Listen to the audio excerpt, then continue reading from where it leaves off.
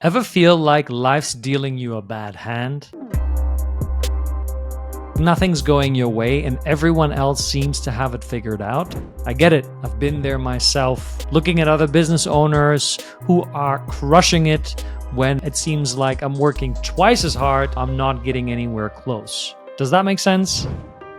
Hi, my name is Mario, and here's what I learned on my own journey, as well as coaching thousands of business owners all over the world. Life isn't fair, but you are not powerless. You have the strength to deal with whatever comes your way, even if it doesn't feel like that right now. In this video, I'm going to share the exact steps I took to turn things around and how you can do as well. We're talking about reclaiming your power and getting back that control over your life so you can make life work for you no matter what. Let's dive in. A couple years back, I felt like nothing was going my way. I was taking a lot of actions. I was putting in the hours. I was creating content. I was doing cold outreach. I was taking cold showers. I was meditating. I invested in coaches and mentors. I did all of the things that I thought I should be doing, but still the needle wasn't moving forward. I felt utterly stuck. But everything changed for me when I had a profound realization. See, I had been telling myself all of this time, I'm stuck, I don't know what to do. Then it came to me. I actually wasn't stuck. Think about this. There is no such thing as being stuck. Being stuck is a mindset. It's an idea that we have allowed to be planted in our minds, gives us the impression that we are not where we're supposed to be, that we are off track and that we have to do something to get back on track. But here's the thing. When you are stuck, that's a feeling, not a fact. What I realized is because I had been telling myself, I'm stuck here, but I should be much further ahead, I had been avoiding looking at what was happening in the moment. I had been living in this fantasy destination that I told myself I should be living in, but I was denying everything that was happening in my life. I was not looking at my relationships, at my health, mentally and emotionally. And I wasn't looking at how I was feeling about the direction of my life. I wasn't doing any more check-ins. And that was a massive breakthrough for me because all of a sudden I realized I was exactly where I'm supposed to be. With that, the real work started to begin. The second thing I did was take inventory. And I started asking myself hard questions. What is it that I genuinely want? Am I living out my own true desire, or am I following some person's idea of what my life should look like? The answer that I got was actually I was trying to be the next Tony Robbins rather than trying to be Mario Lanzarotti. When you're trying to be someone else, guess what? You're making choices that are good for them, but not good for you. I had been telling myself that I should be working extreme hours. I should be working 6-7 days a week. And if I'm not doing that, then I'm failing, I'm off. And that would create all that anxiety that would then derail me from actually making the kind of progress I really wanted to make. Another question I asked myself was, how am I actually feeling? See, I hadn't been checking in with myself. I was in this constant panic scarcity mode that I missed out on the fact that I was feeling lonely, sad. I was feeling totally afraid of taking the next step. Another question was, am I making space for that to process that? The answer was no, I wasn't. And the final question that I asked myself that really helped me shift things around was, am I creating meaningful progress, or am I chasing vanity metrics? I was certainly chasing vanity metrics. Seeing what the guys were doing on Twitter, oh, look at how they're crushing it month after month. I was chasing the vanity metrics instead of asking myself, what would meaningful progress look like for me? Once I had an awareness over where I truly was and where I wanted to be, the next thing was to create a simple, straightforward plan that allowed me to address the things that were happening in my life. I started out with addressing all of the emotional bottlenecks. I signed up with coaches, therapists, healers to guide me through a process where I could allow myself to feel my feelings and process them so that I had more breathing room for myself.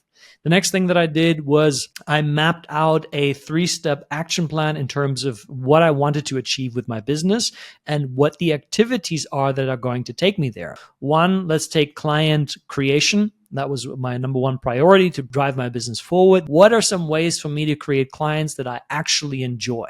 Then I came up with, events. Great. Events is something that I love doing. So then I noted down, focus on events. Based on that, I started breaking down a plan with just a few items for me to focus on that I could control. The plan was focused on input-driven goals, not I want to make $100,000 off events. No, I am attending 10 events or I'm hosting 5 events. That gave me a lot of breathing room because now I had clarity and an action-derived priorities strategy. You can have ChatGPT give you a plan based on your priorities, on your most immediate needs. The next thing that I did, once I had the clarity over where I was and once I had the understanding of where I wanted to be with a simple plan, was to ask for support, both from people and, in my case, from God.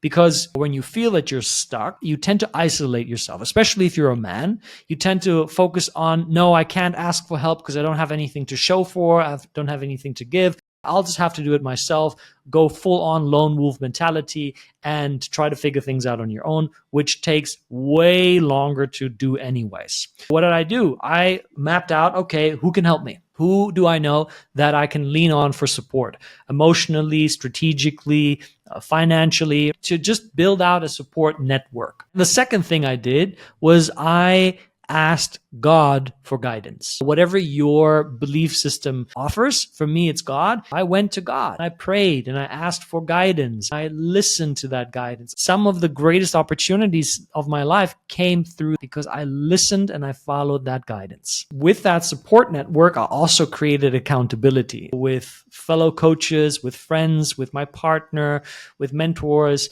I asked them to hold me accountable. I showed them my action plan. Here's what I prioritize.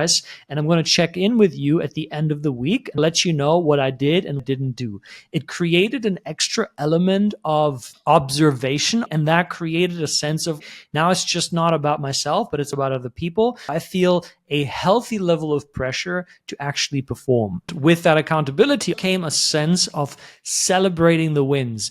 Now I had all these people that knew what I committed to. Whenever I checked off the boxes, they were like, well done, Mario. That was great. Awesome, man. Happy for you. It created the sense of accountability and celebration, which again created massive amounts of momentum and broke me out of the idea that I'm stuck. The last thing that I did was to practice emotional regulation techniques.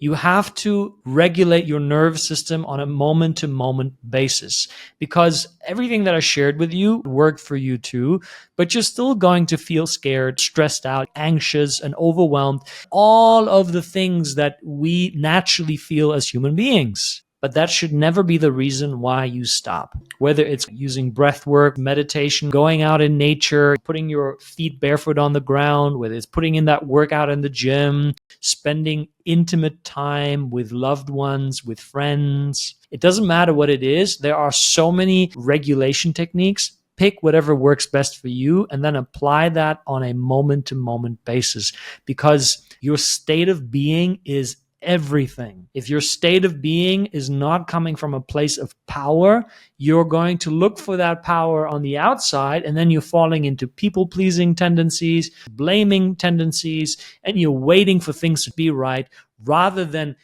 gaining that power from within. There we go. This is what I did when nothing seemed to be working, and it helped me to turn my life around. It's a fantastic start to your mindset journey to help you manifest the life you want. But if you really want to get down to understanding what I did to create a multi-six-figure coaching business, to marry the woman of my dreams, and to give a TEDx talk that went viral with over 2.5 million views, then I suggest you check out this video and watch what I told myself every single day until I had the life that I truly and genuinely desired. I'll see you on the next one.